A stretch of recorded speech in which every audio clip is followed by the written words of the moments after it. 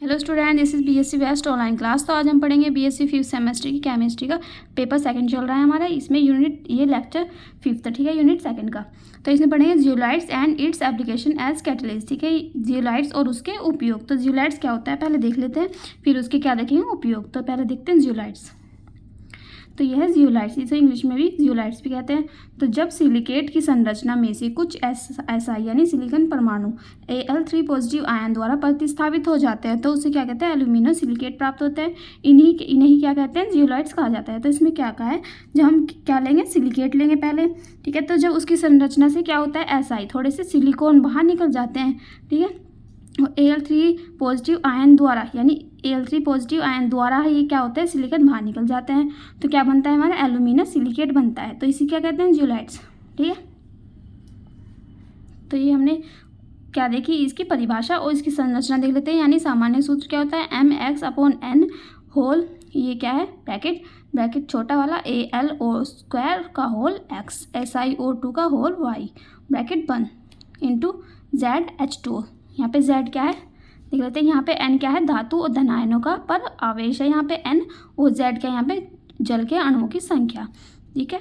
तो जब हम इसका क्या करते हैं, जब ये सिलिकेट क्या होता है, सिलिकेट में से थोड़े से SI बाहर निकल जाते हैं तो क्या होता है, ये जो H परमाणु है इसमें से ये वाला ये जो H2 है यानी जल के अणु कुछ बाहर निकल जाते हैं तो उसमें क्या हो जाते हैं, छेद हो जाते हैं। जैसे हमने देख लिया, ये क्या है हमारा जियोलाइट्स, ये हमारा जियोलाइट। अगर इसमें से जल के अणु बाहर निकल जाएंगे तो यहाँ पे थोड़े थोड़े छोटे छोटे छिद्र बन जाएंगे, ठीक है। जल के अणु यहाँ से बाहर निकल गए तो यहाँ पे बन गए छोटे छोटे छिद्र, ठीक है। आगे देखते हैं। तो मैंने यही बताया पीछे, निर्वात में गर्म करने पर क्या होता है, इसके जल के अणु वाष्पित हो जाते हैं यानी वाष्प में बदल जाते हैं, तो ये बाहर निकल जाते हैं। और क्या होता है, यह संयंत्र हो जाता है यानी इसमें क्या होते हैं, छोटे छोटे छिद्र हो जाते हैं। तो इनको ही उत्प्रेरक की तरह प्रयोग किया जाता है। तो इसे क्या है, उत्प्रेरक की तरह क्या कहते हैं, प्रयोग किया जाता है।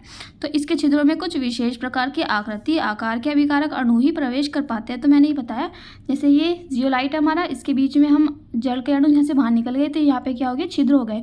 तो इसके बीच में को वही अणु निकल पाएंगे जिसका आकार इतना ही होगा, इसके जितना, ठीक है। इससे बड़े आकार वाले नहीं निकल पाएंगे। तो इन्हें क्या कहते हैं, आकृति वर्णनात्मक उत्प्रेरक भी कहते हैं।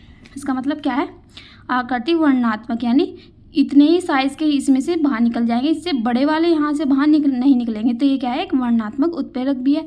तो इसका प्रयोग कैसे कर लेते हैं, इसका प्रयोग देख लेते हैं। वर्णनात्मक उत्प्रेरक मैंने ऊपर बताया, ठीक है। वर्णनात्मक यानी ये इसी साइज़ के अणु को बाहर निकाल लगे। जैसे हमने देखा, आपके घर में कोई छन्नी है तो उसमें से आप आटे को छानते हो, ठीक है। तो उसमें से पतला तो आटा निकल जाता है, लेकिन जो ऊपर के मोटे मोटे आटा रहता है यानी जिसे आप बूर कहते हो, वो बाहर निकल जाता है, ठीक है। उसे हम फेंक देते हैं या फिर उसे गाय को डाल देते हैं। तो इसी क्या है, वो एक वर्णनात्मक झिल्ली की तरह काम करता है। क्या ये, जियोलाइट्स, यानी ये एक छन्नी की तरह काम करता है, ठीक है। तो ये क्या है, ये धनायन विनियामक के रूप में भी, ठीक है, और आणविक फिल्टर के रूप में भी। तो मैंने बनाया फिल्टर, ठीक है। फिल्टर का मतलब वही होता है छन्नी, ठीक है। तो ये आपका कंप्लीट हुआ जियोलाइट और इसके उपयोग, ठीक है। अगर आपको इस PDF चाहिए तो हमारे टेलीग्राम चैनल को ज्वाइन करें, इसका लिंक आपको डिस्क्रिप्शन बॉक्स में मिल जाएगा। Thank you so much.